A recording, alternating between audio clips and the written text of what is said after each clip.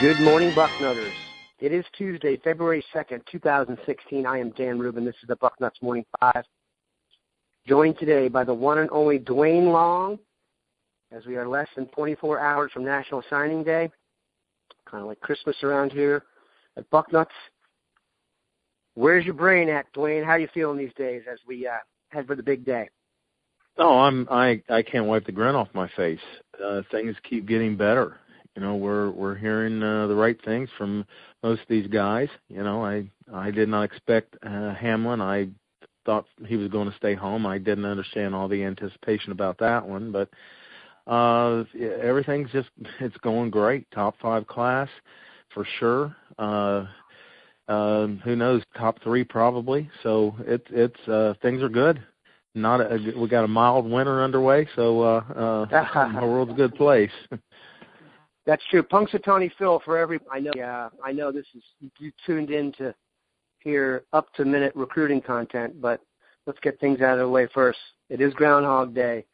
Brian Doyle Murray pulled Punxsutawney Phil out, and it's going to be an early spring. I can't remember if that means he saw a shadow or didn't. It's all BS anyway. Let's put last night in perspective before we move on. 15 minutes of defensive back decision-making. Started off with the aforementioned Damar Hamlin out of Pittsburgh, picking Pitt. 15 minutes later, Jordan Fuller, the star out of New Jersey, picking Ohio State. Kind of put both those into perspective, what you thought going in, what you think of both guys, and what Fuller means to the fold. Oh, I think Fuller's huge. Fuller was so important. I thought he was such a great athlete. I loved him on offense. He's a great defensive player. But offensively, I just loved him with the ball in his hands. The thing is, we have such a huge need at safety. He's a guy you can plug right in there. He's going to pick it up and take off. And having a superior athlete who's also a football player at safety. You know, so often we're moving guys back to safety. And I think that, especially in the Tressel years, I saw that as we were putting guys back there who didn't even play safety in high school. This guy was a recruit, even if he was only a safety. People weren't recruiting him as an athlete. Just as a safety, he was an elite guy. So getting him, especially under circumstances, you could argue that he's the most important get of the class once the smoke clears and we look at the depth chart. It's really, really short at safety. We're going to have to move guys back there. So getting an athlete who is physically ready to play and who is a great football player in this class, he could help immediately. That was huge. Hamlin, we thought Hamlin was going to Pitt. He would have been nice to add him as a corner. I'm not so worried about corner. It's safety that I'm really worried about. Adding a superior athlete like that is a good thing, but I always felt like he was going to Pitt, and good luck to him there. There's some talk of Fuller possibly playing cornerback as well. Do you think it's something he could do? I think it's something he could do, but we need guys to play safety. We've got 2 scholarship guys back there. We could rotate Cam Burrows back there. He has played safety, but he's really more a natural cornerback. Maybe Lattimore, but do you want to take Lattimore out of the cornerback position and throw him back there? They're just Arnett is a big enough guy to play safety. He's more an ideal-sized safety than he is a cornerback. But we got to get some bodies back there, Dan. That's where it starts. That's where it starts first. Is first get the bodies. So Fuller going to safety, it's a need thing. We got to put him back there. He could play corner. Corners are more valuable, yeah, but we've got some guys. Safeties, we don't. I guess it'll depend largely on how he can get on the field fastest, but he is that type of athlete where, you can plug him in at anywhere from H-back to safety. He's about 6'2", good size, great pedigree. Father played at TCU, brother played at UCLA. I'm always impressed with people on the East Coast when they pick a school based purely on the school. New Jersey, Big Ten hunting grounds now, that's for sure. So very impressive. Great to get Jordan Fuller in the fold. I think maybe our excitement is tempered by the fact that he's been discussed so much and we all thought it was going to happen, but it's a big-time pickup, as you mentioned. They now move on. The rumor has it the only guy, okay, they have Rodjay Burns technically, theoretically in the fold, but the last guy they're kind of in the mix for, hat dance-wise, in the secondary, Carlos Becker. Not a name we've discussed tremendously, or that often for that matter, but very impressive. Another long athlete from Florida. I want to say it's Osceola, Kissimmee. Very impressive dude. Says he's down to Florida State and Ohio State. I have to admit, I don't have a great vibe on it. I would love if he would commit. Don't have a great vibe on it. Where are you at on this? Well, I'm in the same place. There's word that his parents are both deaf, and the complications of getting them up here to games every week, it's going to be, it's going to be easier to do at Florida State. I just think he's going to stay home, but I would love to have him. Dan, his is the best senior film I've seen all year. Big hitting cornerback, natural cornerback, got the feet and the hips. He turns and he flips the hips and can run with guys. Great ball skills. If it turns out he adds some weight and loses those hips and feet, move him to safety because he loves to hit. I love this kid. I would love to see him be a Buckeye. He would be an immediate impact player at either position. I'm that high on him. I think this defensive back class, especially the safeties, is not a very good one. But he's one of those ones that stands out to me. I would love to have him. Hope that it's scarlet and gray instead of garnet and gold. But that I'm not sitting here holding my breath over it. I think he stays home. Great looking athlete. He's got the whole thing. Prototype. He's got the whole package. Yeah, he is. He's a he prototype. He's the new prototype. Yeah, I mean, Fuller almost fits that mold, and you could probably make the argument they both do. But if you look at the guys they're investing in and are wondering maybe why, the guy I want to talk about now, Rodjay Burns, is so high on their list. They like the 6'1" plus corners. What's your vibe on Burns? He could be wavering here at the stretch and going back to Louisville. What's your thought? Well, he's from Louisville, and that's always a thing.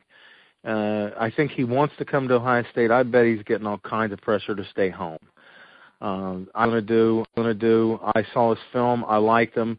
I'm not going to shed a tear if we lose him, but it'd be nice to have him here. He's a good-looking football player. He, as you said, you were talking about the big corners. To me, it's a no-brainer. If they stick at corner, you have an NFL guy, and probably an early entry NFL guy. If they don't, you just move him back to safety. Yeah. You've got an early entry guy if they stick at if they've got the size and can play corner, then wow, have you got something? Because lining up on these bigger receivers that are coming out, these big athletic guys, you're sticking 5'9", 5'10" corners out there. They got problems. They can't bump and run, these bigger guys. And once the ball goes down the field, backside shoulder throw, they're at such a disadvantage. You need bigger corners. They're better at bump and run. Bigger corners are. So if they don't, then you've got a guy who's drilled at cornerback for quite some time. You move him to safety, you get better safeties. So there's I don't see any downside to recruiting guys like that. If he comes in, I think he's a good-looking football player. He's not a 4-star guy, but neither was Brad Roby. So we'll see. We'll see what happens here. Probably on signing day, he'll make his decision. I'm a little worried about it. I think everybody is that he might defect, but it'd be nice to have him. There are a couple of big guys that are still in the mix for it, the least likely of which, one of the more interesting prospects of the recruiting cycle down the stretch, Jamar King, Detroit native, attended junior college in Mendocino, California. Older guy, I believe he's about 25 years old. He's 26. 26 even. 3 years left to play two. So you'll be getting a grown-ass man to play. Started out as a defensive end, has gained some weight last year, is now going to play inside. Does sound like if Alabama opens the door, he's going. What's the latest on King? It does appear that way. If Alabama opens the door, nobody knows what Alabama's going to do. They're waiting on some guys, and you'd rather have high school kids, somebody you can mold, somebody you got more time with. The thing I like about this junior college guy in particular is at 26 years old, he's grown. He's probably going to bring a maturity to the locker room. He's ready to play. He's obviously physically ready to play. I'm very impressed with this film. I think the guy could come in and help us. Considering we don't know who that other tackle next to Michael Hill is going to be. We got lots of candidates, but this kid, he can play. I hope we get him. It's going to depend, it appears, on Alabama. I'm not going to completely dismiss Central Florida here. He could go down there and start. But I think he's got a real good shot at starting here. I don't think so at Alabama. He wants to play end. It appears, and in their 3-4, it's really an odd man front. It's a 4-3 with an odd man front because they usually have a linebacker out on the edge, even though they've only got 3 linemen covered. He wants to play end, and bigger guys can play in that set. You can have 290, 300-pound, 3-technique type guys out there on tackle. So. He could get that advantage if he wanted to, but I'd love to have him here in Columbus. I don't know when he arrives. He may not arrive in time for spring. That's one of the disappointing things. But we'll see. I have not heard exactly when he's going to be able to get out of school and come to Ohio State, or any school for that matter. Love to have him. Big guy, moves great, shows a good motor. I couldn't be more happy if we land him on signing day. Definitely an interesting recruitment. 25 years old, Alabama, Ohio State, and Central Florida. So it's one of those weird is probably not the right choice, but just one of those interesting things that happens in recruiting down the stretch. Speaking of which, another junior college individual and another big boy, I'm going to hopefully pronounce this correctly, Malcolm Pridgeon. Malcolm Pridgeon. Yeah, offensive lineman from Long Island, attends junior college there. This is one of the biggest human beings on the Eastern Seaboard. Apparently really impressed the staff when he came for his visit and went from kind of a think about it to yes, we want you. What have you been able to learn on the big boy? His visit, it said that he impressed them as much as anything. He just came in and was a great kid. Personable, massive, and in good shape. Just really impressed them. The guy that the staff wants in the locker room, and his film speaks for itself. Absolutely dominating offensive lineman. He moves so well for a guy his size. I mean, he can really run. He runs like a tight end rather than a tackle. And he packs a punch. I mean, when he comes out of his stance and he jolts defensive linemen back, it plays to the whistle. There's not a lot to dislike about him. And my argument is, we brought in a number of tackles last year. We've already got 2 for next year. There's just no such thing as too many tackles. And this kid could play left tackle. I don't think in this class we've got a true tackle. I'm not convinced that Jordan is going to be a tackle. He might be a right tackle, but I'm projecting him to guard. We got 3 guards and a center in this class. I'd like to add a tackle, at least 1 tackle in each class, and here he is. He's really outstanding. Love to have him as part of this class. Absolutely. Okay, let's take it a step further. Let's say Malcolm Pridgeon does pick Ohio State and is competing next year on the offensive line. Do you think he's realistically in the mix, let's say, I just don't think they're going to move Isaiah Prince off left tackle. Do you think he's in the mix? He would be in the mix to battle Jamarco Jones for the right tackle spot, or he'd be more like your swing guy? I think he's a guy that they're going to swing guy. I was going to go there when you said that. I think he's a guy that's going to be able to come in and help immediately at both spots. I think he could. That's probably what they would do with him. The thing we saw these big guys, Bowen and Federer, come in, and I was impressed with them. Could not have been happier with them. No. It's not like I don't have a high opinion both. I have a very high opinion both. But I look at Federer, played no offense in high school, And Bowen, the level of competition, he probably never saw anybody in front of him that he couldn't look over their head when he stood up. I mean, these guys got to be prepared. They need more time. And when we bring in a guy like this, he can play either side. Bring him in and let him do that. Let him be the guy that swings back and forth and gives those guys a break, or, that he could step right in if there's an injury. I like that idea, and give those guys, don't force those guys into the lineup. You force them into, and they start getting beat, and then they lose confidence, and then you lose them. You're wasting a scholarship because they're mentally beat. Let them grow up some more. Let them get used to playing.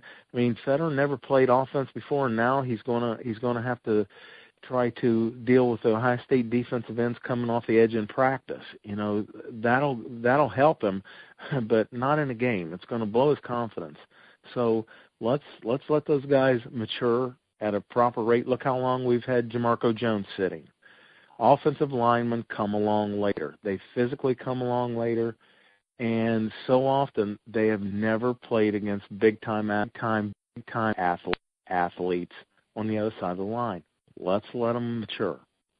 And bring a guy like this in who's played at a little bit higher level, and he's more physically mature and ready for this. I love it, and I love the football player. I think it's a great plan. Anybody who knows anything about Bucknuts knows Duane is the man when it comes to line play, so we appreciate the analysis there, Duane. All right, we're going to finish with kind of an interesting question here, not exactly the most positive way to finish, but I love your insight on stuff like this. As you look at this class, and we've asked you about all the superlatives, to you, who is the one that got away? Wow, the one I would have to go back and look at Antoine Jackson. He was a guy that I think he really wanted to come to Ohio State. He's the defensive tackle we needed to complete this, and we didn't get him in the end. Trying to get those guys out of the South is just it's almost futile. You have to do it because that's where the elite, especially the tackles, more so than the ends, they're overwhelmingly coming out of the South, and you've got to try to pull them out of there. So we had to stay with him. We had to stay with Rashard Lawrence. I really had less confidence that he was coming to Ohio State than Antoine Jackson, because I think Jackson really wanted to come. He's the one guy that I would look at and I would say, I don't know if we could have done any better than what we did here when this is all said and done. That would be the one guy that I would say, wow, get him. Yeah, and I agree with you. I think this is going to be a major topic of conversation going forward, heading into the next cycle, is how much effort they put into going after the elite guys in the areas that are supposed taboo from schools above the 40-degree line. To me, it's always worth it. I know they didn't. Rashard Lawrence wasn't the one that got away because they probably weren't ever in the mix. Rashard Lawrence, to me, it's going to sound, if he was on the Buckeyes next year, I'd have a hard time picking against them. I just think that's what they need. So I think Duane and I will be in the camp of pushing to get the best players no matter where they live, what country they're in. Absolutely. Or whatever. Absolutely. So, yeah, I mean, I don't get the vibe that the entire board it feels the same, but to me it's almost a standard by which the whole program lives by now. And so going after the best is always the way to do it. Make sure you keep it locked in here, Bucknutters. There's no place you'd rather be for information over the next few days. Bill Kerlick is hopped up on caffeine and won't sleep. Alex Gleitman and Steve Wiltfong are working the phones, and Duane and I are doing what we can behind the scenes. So make sure you keep it locked into Bucknuts. We thank Duane for joining us. Have a good one, Bucknutters.